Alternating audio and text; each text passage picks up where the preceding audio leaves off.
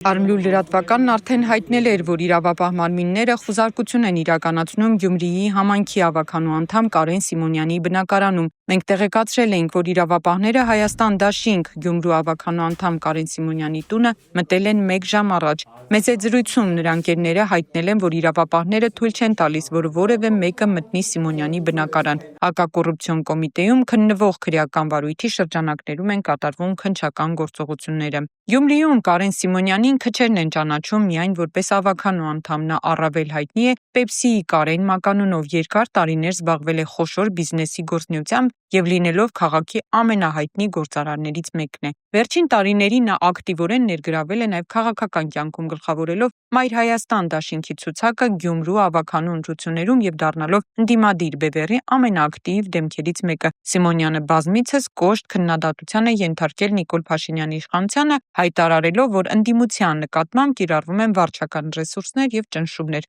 Ընդամենը մի քանի ամիս առաջ նա հրապարակային հայտարարել էր, որ եթե բացառվեն ընտրակեղծիքներն ու ընդդիմության նկատմամբ ճնշումները, իշխանությունը չի կարող հաղթել Գյումրիում։ Այս ֆոնին նրա բնակարանում իրականացվող խուզարկությունը քաղաքական շրջանակներում արդեն մեկնաբանվում է ոչ միայն որպես իրավական գործընթաց, այլև որպես ընդդիմադիր գործչի նկատմամբ հերթական ուժային գործողությունը։ Առավել ևս, որ վերջին շաբաթներին իրավապահների ուշադրության կենտրոնում հայտնվել են տարբեր ընդդիմադիր գործիչներն ու նրանց աջակիցները։